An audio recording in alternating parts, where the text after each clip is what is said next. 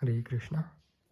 The 29th shloka from 5th chapter, Karma Yoga.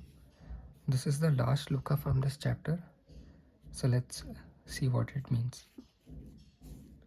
Bhoktaram yajna tapasam sarvaloka maheshwaram suhradam sarva bhutanam gnatva mam shantim richati. A person in full consciousness of me, knowing me to be the ultimate beneficiary of all sacrifices and austerities, the Supreme Lord of all planets and demigods, and the benefactor and well-wisher of all living entities, attains peace from the pangs of material miseries. Purport.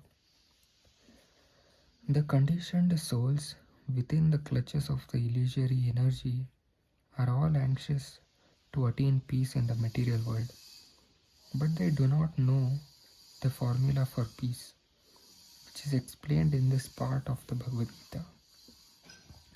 The greatest peace formula is simply this: Lord Krishna is the beneficiary in all human activities. Men should offer everything to the transcendental service of the Lord because He is the proprietor of all planets and the demigods thereon. No one is greater than He. He is greater than the greatest of the demigods, Lord Shiva and Lord Brahma.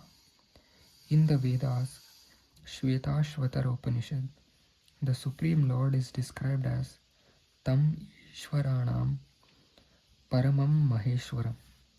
Under the spell of illusion, living entities are trying to be lords of all they survey, but actually they are dominated by the material energy of the Lord. The Lord is the master of material nature, and the conditioned souls are under the stringent rules of material nature.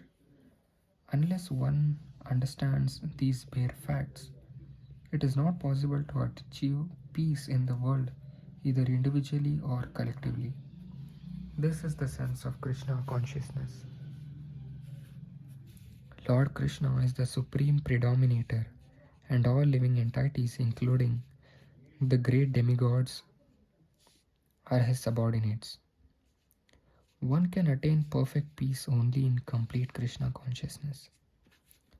This 5th chapter is a practical explanation of Krishna consciousness, generally known as Karma Yoga. The question of mental speculation as to how Karma Yoga can give liberation is answered herewith. To work in Krishna consciousness is to work with the complete knowledge of the Lord as the predominator.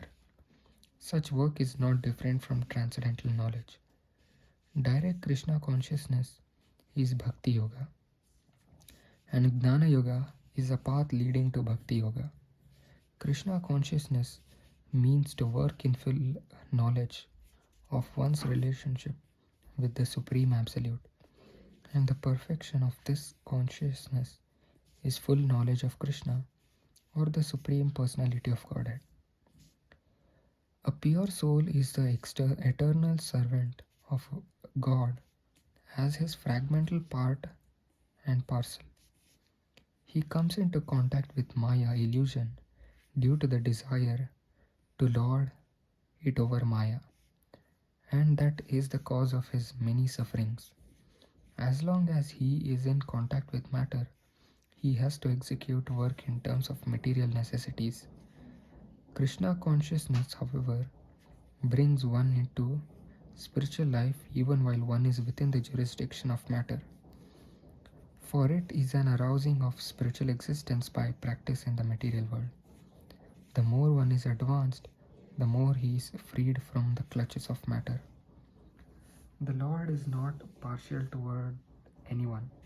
Everything depends on one's practical performance of duties in Krishna consciousness, which helps one control the senses in every respect and conquer the influence of desire and anger.